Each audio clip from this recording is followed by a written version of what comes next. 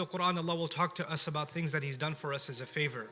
The things that He's created around us that are beautiful or of service to us, that benefit us. And we should contemplate on that and become grateful to Allah. Clearly the message in this ayah is to become grateful, because the ayah concludes, وَبِنِعْمَةِ اللَّهِ هُمْ يَكْفُرُونَ, that they are ungrateful to the favor of Allah. That if you work backwards from that, then that means that everything Allah has mentioned in this ayah is something I should be grateful for. So the spouse, husband and wife, children, and then grandchildren, and beyond grandchildren, as we'll talk in a second, are all people in my life I should be grateful for. This already becomes a big challenge, because it's easy to be grateful for an apple.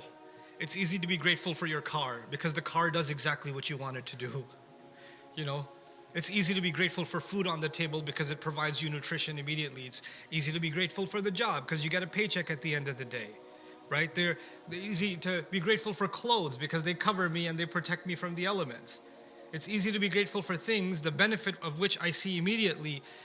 But I don't know about being grateful for the wife or the husband or the children and I mean, that can get complicated. Seriously, have you met them? Because you want me to, they're a blessing? Have you met my dad? That's supposed to be a blessing. Have you met my kids? Do you know how they talk to me? They're supposed to be a blessing. I'm supposed to be grateful for this? Like it's easy for me to just translate the ayah and say, hey, Allah wants us to be grateful for our spouses, our children, our grandchildren. And by the way, to make this more complicated and interesting, hafada is used for grandkids. And actually the conventional plural for hafid is a grandchild, is actually ahfad and hufada. That means grandkids. And hafada, at-Tabari, others also commented, is kullu man yu'in wa yakhdim, everyone who serves. Everyone who's of service to you by way of getting married, everyone who comes to your aid, or everyone that gets connected to you by way of getting married is actually part of hafada. So Mujahid early on even considered in-laws part of hafada. So here's an ayah in the Quran about in-laws, if anybody was wondering. And what makes it even more complicated is we're supposed to be grateful for our in-laws. What? Seriously, those people? You know, after everything I've been through with them, I'm supposed to be grateful for them. What this is why when I say an ayah, we can read it, we can read the translation and move on, or we can stop and say, wait, this is about me?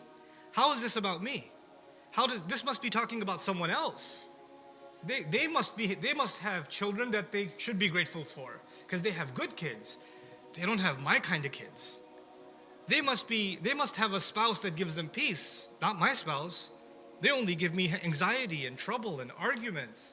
That's all they give me. They don't give me a reason to consider. And so it's easy for them to be grateful for the favor of Allah, but I can't possibly be grateful for this. I don't have that kind of peace in my life. Allah didn't make an exception. By the way, for those of you who have good kids and good grandkids and great in-laws and a wonderful spouse, those of you should be grateful. The rest of you can complain online and make memes about them. Right? You could do that. No, that's not, there's no exception here. It's for everyone. And then if you and I ponder about this a little deeper, if you study the Prophet's lives, many of them, they have a lot of trouble coming from their spouse, like Nuh alayhi salam or Lut alayhi salam. Some prophets have trouble coming from their children, like Nuh alayhi salam or Yaqub alayhi salam. They're getting trouble from their children. Ibrahim alayhi salam is worried that his grandkids and their future generations are going to fall into shirk. And it actually happens from the children of Ibrahim alayhi salam. So all of that is a reality, and no one knows that reality better than Allah Himself, and that same Rabb is telling me to be grateful at the end of this ayah. So the first thing I wanted to do in this khutbah is to present this almost riddle to you. How are we supposed to unlock this? How are we supposed to make sense of this? Because Allah Azza wa Jalla has commanded us, or actually even complained to us, أَفَلَا يَتَدَبَّرُونَ الْقُرْآنَ أَمْ عَلَى قُلُوبٍ أَقْفَالُهَا. Don't they contemplate deeply the Quran, or do hearts have their own locks placed on them? One of the ways you can think, and I can think about that ayah, is if I'm refusing to think about what Allah says and contemplate it, maybe something hasn't unlocked in my heart yet. Like I'm not really thinking about it from my heart and really applying it to myself, and it's keeping me from contemplating. So I pray that Allah unlocks all of our hearts as we contemplate His word.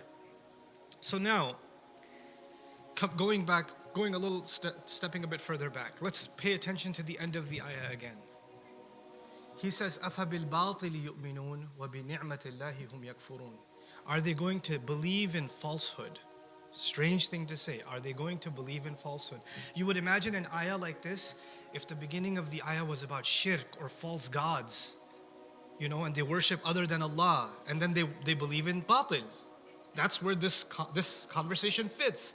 But that's not the conversation. The conversation was, He provided you spouses from yourselves and children and grandchildren and in-laws and extended family and those who support you, all of that stuff.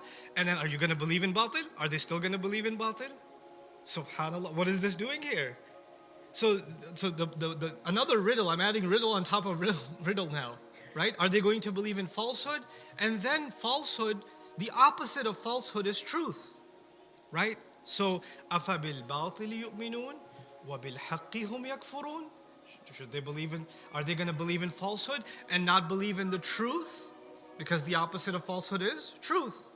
But he didn't say truth, he said the favor of Allah. He said the favor of Allah instead.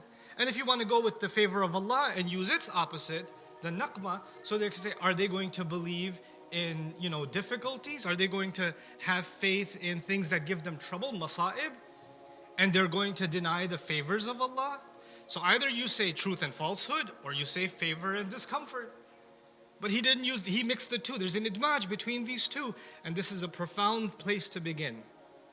Sometimes, in language we expect simple opposites, day and night, good and evil, right? These are simple opposites. But in the Quran, sometimes Allah gives us complicated opposites. Like He doesn't go, the opposite of A is B. He'll give us something else instead. And He gives us a dimension, a way of thinking about opposites that only Allah can give. In this ayah, one of the things Allah is teaching you and me is the opposite of falsehood, instead of being truth, is the favor of Allah. And the favor of Allah is actually a substitute for truth itself. Now this is very powerful. And by the way, the word is haqq, for truth. And haqq also means purposefulness. It doesn't just mean truth. It means purposefulness. Okay? So Allah says, خَلَقَ السَّمَاوَاتِ وَالْأَرْضِ بِالْحَقِّ. He created the skies and the earth with purpose. And the word for purpose there is what? Truth. Al-haqq. So the word haqq has two dimensions. So let's contemplate this from that point of view. Allah is telling me that sometimes I see my disobedient child, my son who talks back to me, my daughter who doesn't even say wa alaikum assalam, my grandkids who've forgotten about me, my spouse who disrespects me and complains about me to others. He sees all of that, and I see a problem.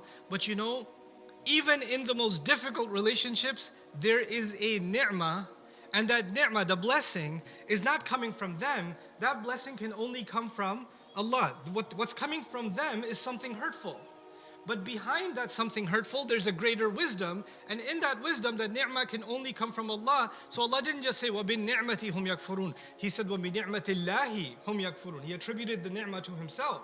He didn't attribute the ni'mah to them, to Himself. So I need to now start thinking deeper about difficult conversations I have in my family, difficult situations I have to deal with. And so we're going to take a step back and say, change our worldview a little bit about our own family. Because this ayah is about our extended family. In fact, most people, when they have complaints in their life, other than financial or health complaints, if they have complaints about human beings in their life, they're probably human beings in their own family. Like that's where most of our drama exists. This is where most of our stress comes from. When you get a phone notification, before you even check your phone, like, I hope it's not from her. You're already bracing yourself.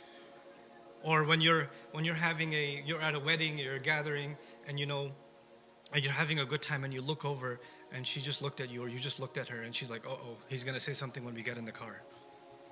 This is not gonna be good. But you're already like preparing yourself, you're clenching your teeth before you engage in the next exchange, right?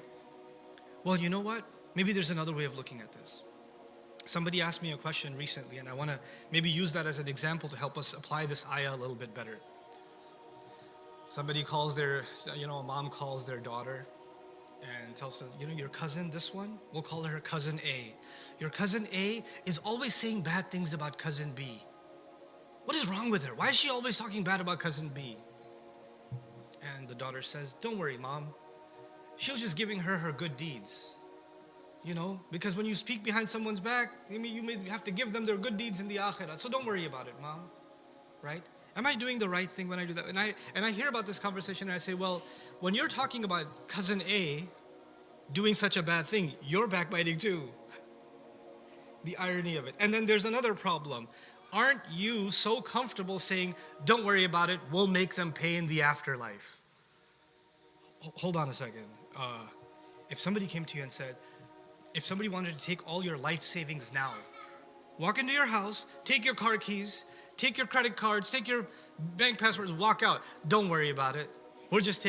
You can't give up something from your life, and you're so comfortable giving up your cousin's akhirah.